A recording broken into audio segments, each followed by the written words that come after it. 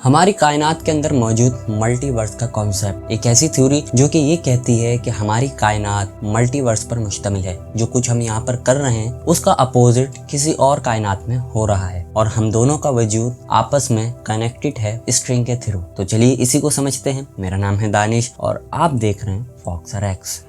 इस पूरी कायनात को अगर हम जांचें तो ये आज भी कंप्लीट दरियाफ्त नहीं है, क्योंकि सबसे बड़ी बात ये टाइम है और टाइम को अभी तक साइंस कंप्लीट नहीं समझ सकी कि टाइम क्या चीज़ है। हम सिर्फ इसका असर महसूस करते हैं और वो भी ऐसे कि हम बच्चे होके जवान होते हैं और जवान होके बूढ़े हो जाते हैं और यही टाइम का असर है। कभी आपने ये नहीं सुना कि कोई बूढ़ा जवान हो जाए और जवान होके बच्चा हो, मतलब कि टाइम एक ही डायरेक्शन में चल रहा है और ये फोर्थ डायमेंशन है। इसी तरीके से हमारी कायनात में मौजूद एक मल्टीवर्स का कॉन्सेप्ट है, मतलब कि हमारी कायनात जैसी दूसरी कायनात भी कहीं मौजूद है और वो इसका मिरर है, मतलब कि इसका अपोजिट। जो कुछ यहाँ हो रहा है उसका उलट या फिर उसके जैसा पैरेलल किसी और कायनात में हो रहा है। और इसका जो कॉन्सेप्ट है वो इस तरीके से मिलता है। हमारी कायनात का आगाज एक धमाके से हुआ था और उस धमाके से पहले एक डॉट में या फिर एक नुक्ते के अंदर सारी एनर्जी, पावर, सब कुछ मौजूद था और टाइम भी उसी के अंदर बंद था। मगर अचानक फिर एक ब्लास्ट होता है और इस पूरी कायनात का आगाज हो जाता है, इस यूनिवर्स का। लेकिन बात ये समझने की है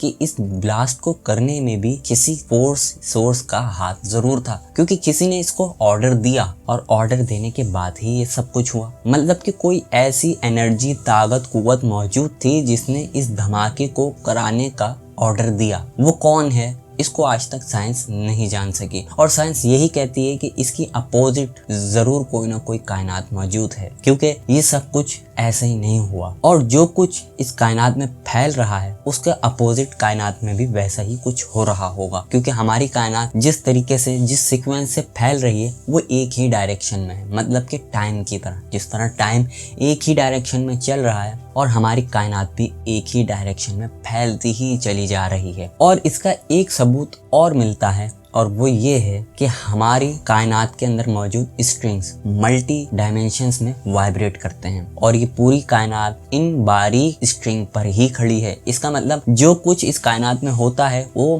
पैरेलल यूनिवर्स में हो सकता है उसका अपोजिट, क्योंकि दोनों ही कायनातों का कनेक्शन आपस में जुड़ा है और वो भी स्ट्रिंग के थ्रू, क्योंकि वो मल्टी डायमेंशंस में वाइब्रेट करती हैं। ये टॉपिक फिजिक्स का बहुत ही कॉम्प्लिकेटेड है, बहुत ही मुश्किल है और ये भी बात याद रहे कि ये एक थ्योरी है और थ्योरी गलत भी हो सकती है और सही भी। और इसको प्रूफ करने के लिए आपको बहुत ही ज्यादा तलाश करनी होगी या फिर टाइम के अंदर पीछे जाना होगा। टाइम के अंदर पीछे जाने के लिए आपको खला में ऐसी फोर्टेज की जरूरत पड़ेगी जो कि हमारी कायनात के आगाज की हो। हबल टेलीस्कोप बहुत ही पुरानी टेलीस्कोप है। उसने जो तस्वीरें ली हैं उसके अंदर काफी दूर, कहीं लाइट ईयर के फासले पर बड़े बड़े घड़ों की तस्वीर ली है। उन घड़ों के अंदर बहुत ज्यादा ठंड है और वो खंडल जैसे दिखते हैं और वो बहुत ज्यादा बड़े एरिया पर फैले हुए हैं, मतलब कि कई बिलियन लाइट ईयर के एरिया पर फैले हुए हैं। वो इस बात का सबूत है कि जरूर ये अपोजिट यूनिवर्स का